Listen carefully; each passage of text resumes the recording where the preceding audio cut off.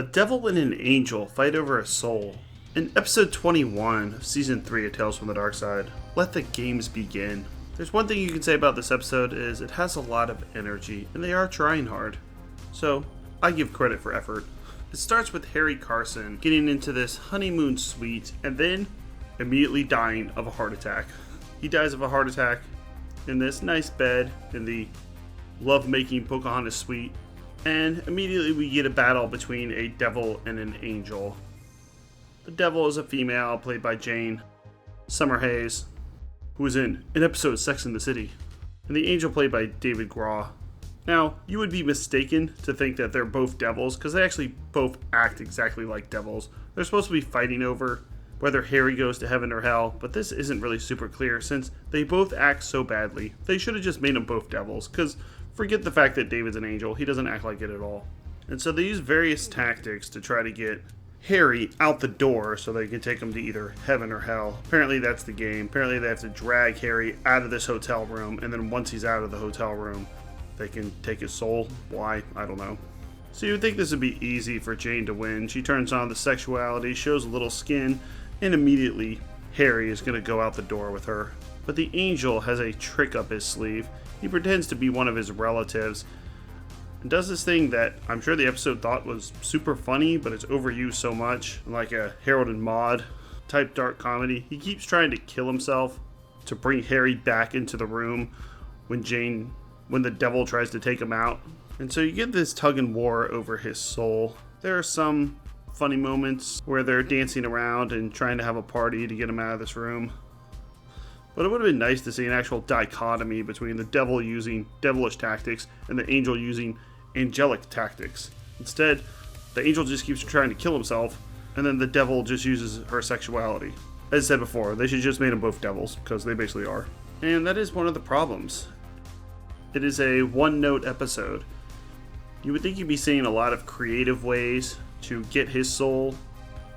They could be tricking him, they could turn into another character. Apparently the angel has the ability to turn into one of his relatives, so why doesn't he try something else?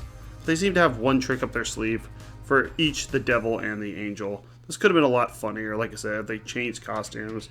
If they pretended they were his mom or something, I don't know. But no, Angel just keeps trying to kill himself to lure him back in the room and then take him out. Also, Harry is very buffoonish. From what I can tell, it seems that he was drinking a lot, so I think he's supposed to be acting drunk because he is very easily duped. He changes from wanting to help his friend, who he thinks is his friend, is really the angel, to wanting to sleep with this devil, to then wanting to help his friend, then being tempted by this devil. I mean, he really doesn't catch on at all. His buffoonery gets a little old. I don't think this is the worst episode. I'm going to give it a 5 out of 10. There's an okay premise here for a comic episode. Devil on one shoulder, angel on the other, but the delivery is not the best. I think the devil probably gives the best performance. And Harry himself is played by Earl Hindman, who was the neighbor Wilson in Home Improvement. The guy who always had the fence coming right up to his nose, so you never really knew what he looked like. Well, it's this guy. Now you can see his entire face and see him in an episode of Tales from the Darkside, if you want to. The set here at least looks pretty decent. It does look like a middle-of-the-road honeymoon suite with a heart-shaped tub, and the Pocahontas decorations are equally tacky and somewhat funny. And it ends with the devil and the angel falling in love with each other and just kicking Harry out of the room. They need the room to themselves. They're going to make sweet love. So I guess neither of them get his soul. Maybe Harry gets another chance at life and gets to live forever. At least seems like he's alive for now, so seems like they reincarnated him and then just forgot about him. So he walks out scot-free. That's one way to beat a heart attack. Let's look at a positive and a negative review. 7 out of 10. Amusing and erotic episode. Oh boy. An amusing comedic episode of Tales from the Darkside that, unlike some others, uses its low budget to its advantage. It does have one location. They show a hallway, so I guess I'll count that as 2 locations for a second, to its advantage by building it into its main premise. The object of 2 opposing characters representing heaven and hell, mostly representing hell, is to stop each other from getting out of a single hotel room. The winner gets the soul of a recently deceased man. The other noble thing about Let the Games Begin is how sinuously sexy and devilishly seductive, no puns intended, oh you did, Jane Summerhays is. This guy. I would willingly go to hell for the chance to spend some time with her. Alright. She's also impressively flexible.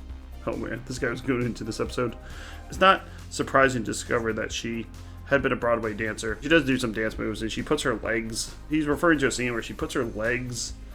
She's standing there, and she puts her legs right on his shoulder. So she's able to lift her legs all the way to his head and put it on her shoulder. That's kind of hot, I guess.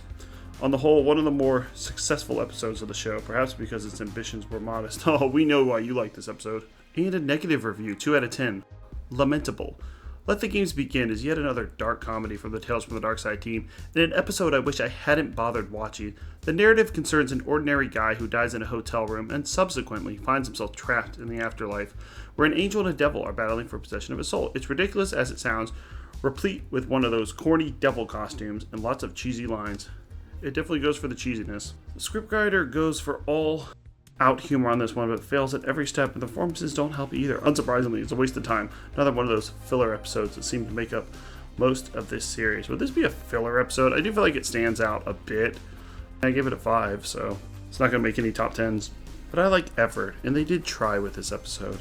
The actors are jumping all over the place. They're doing dances. There's fog machines going off. If you put in a little bit of effort, TVAnthologyReviews rewards you with a 5. So we have 2 Tales from the Crypt inspired episodes, the previous 2.